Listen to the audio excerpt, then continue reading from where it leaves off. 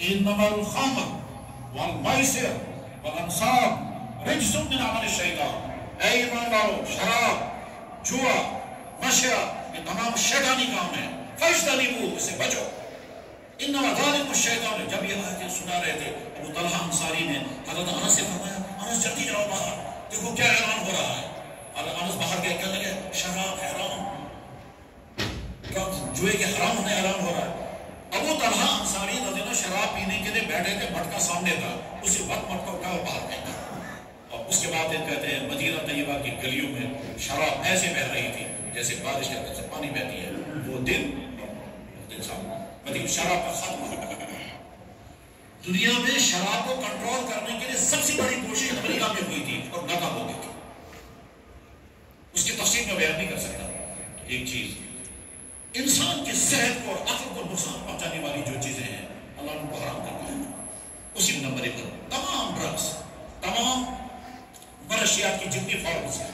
میرے پاس لڑکا ہے، نام بھی مجھے یاد ہے، جگہ بھی معلوم ہے کہاں کا ہے، وہ پھر آئے گا کہہ لگے جناب 40 سے لے کر 45 لاکھ روپے میں نے بران شوگر میں اڑا دیا۔ اور اب میری حالت یہ ہے کہ میں نہ مرد ہوں، نہ کڈنیاں میری بچی ہیں، نہ میرا جگر باقی بچا ہے، رات کو نیند ختم ہو گئی ہے، ڈپریشن الگ ہے اور تھر تھر الگ ہے۔ مجھے کیا کرنا ہے؟ کہنے لگا ایک تو توبہ پڑھا دیجئے، اور پھر رونے لگا کہنے لگا اللہ مجھے معاف کرے گا۔ میں نے کہا جب تم سچی دل سے توبہ کرو گے اللہ ضرور معاف کرے گا، مگر تمہیں لڑنا پڑے گا اپنے آپ سے بہت، کیونکہ وہ نشے کی عادت جب لگ جاتی ہے یہ چیزیں چھوڑتی نہیں ہے۔ میرے بھائیوں، تمہارا ہمدرد تم سے زیادہ تمہارا نبی، اور وہ نبی کہتا ہے میرا امتی برباد نہیں ہوگی۔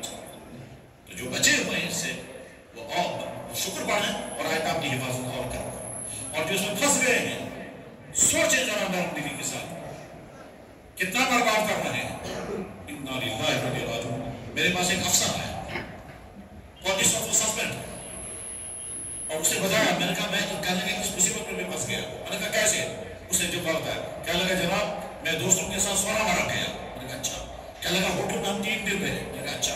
کہنے لگا پھر وہیں ہم کو براؤن شوگر کی عادت لگ گئی، پھر کہنے لگا وہ عادت اتنی زیادہ لگ گئی کہ اس کے بعد پھر میرے بیوی بچے مجھ سے بھاگ گئے، دفتر سے مجھے سسپینڈ کر دیا گیا، پیسہ جتنا موجود تھا وہ سارا ختم ہو گیا، عادت مجھ سے چھوٹتی نہیں ہے، صحت بھی کر گئے، تو عزت بھی ختم، فیملی سسٹم بھی برباد ہو گیا، نوکری سے بھی خطرہ ہو گیا، اور وہ پھر بات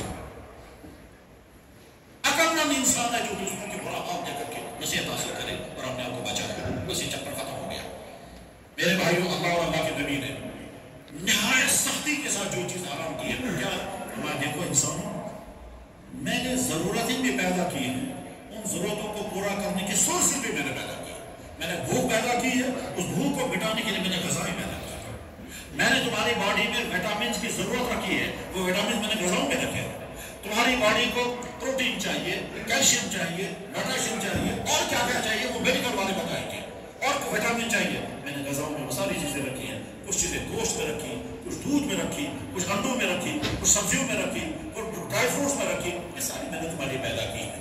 سیم اسی طرح میں نے ضرورت پیدا کی، ضرورت کو پورا کرنے کے سورسز بھی پیدا کیے، میں نے تمہاری باڈی کے اندر ضرورت رکھی ہے لکوڈ کی، اس کے لیے میں نے پانی ڈالا، اور پانی کا سارا سسٹم میں نے کھڑا کیا ہے، واٹر سائیکلنگ کا سارا سسٹم پڑھو تب سمجھنا، تو نمکین پانی پھر کیسے کنورٹ ہوتا ہے بھاپ میں، پھر بھاپ کیسے زمین پر پھیلتا ہے، پھر کیسے وہ پانی برستا ہے، پھر وہ کہیں برف کی شکل میں، پھر ہوتے ہوتے ہم تک پہنچتا ہے، پھر کیسے کہتے ہیں یہ سارا میں نے تمہاری